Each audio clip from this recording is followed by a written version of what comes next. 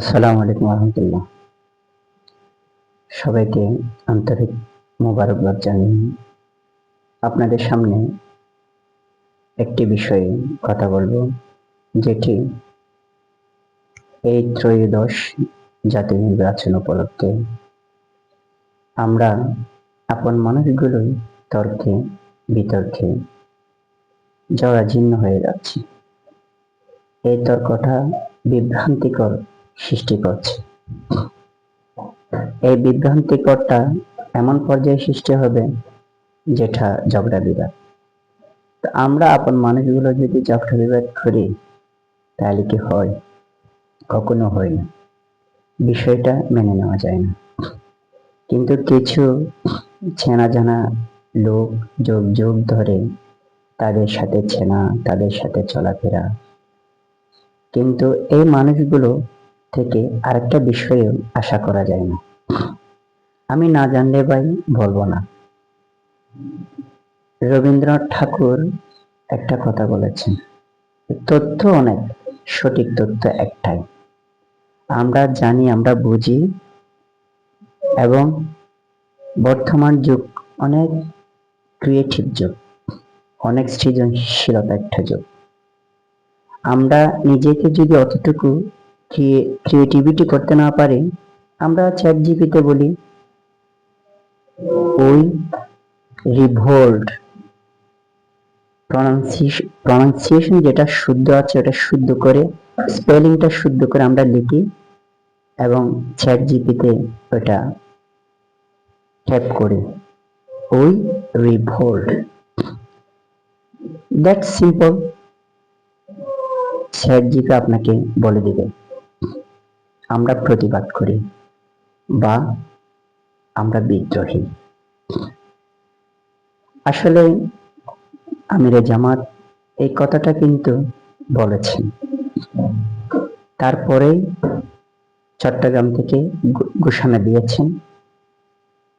এই বিষয়টা আগে পরে আছে, আপনারা ভালো করে বুঝেন।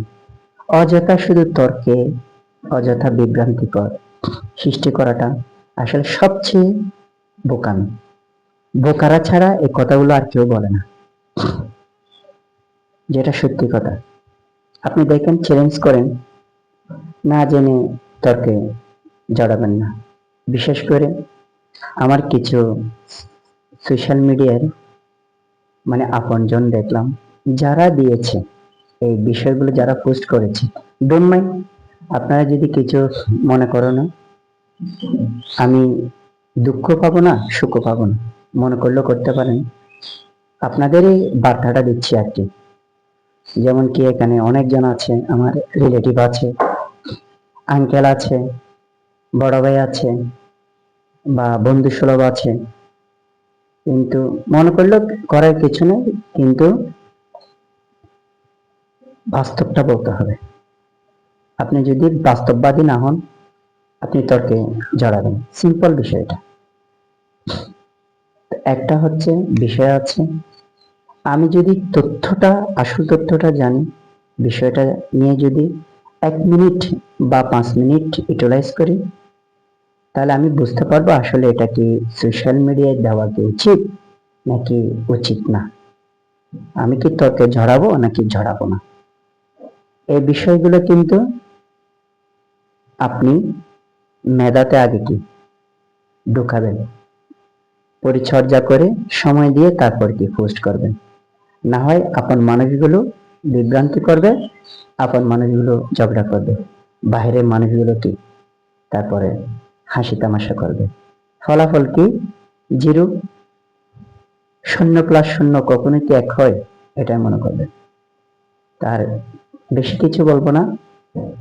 আমি আপনি যে বিষয়টা আমরা ভার্চুয়ালে বলবো, ওই বিষয়টা অথেন্টিক কিনা, ওই বিষয়টা আমি বুঝতেছি কিনা, না বুঝতে আশেপাশে যেমন কি অনেক বড় বড় রাজনীতিবিদ আছে, আমাদের চেয়ে উচ্চ শিক্ষিত মানুষ আছে, এই রাজনীতি করছে, ওদের থেকে জিজ্ঞেস করি।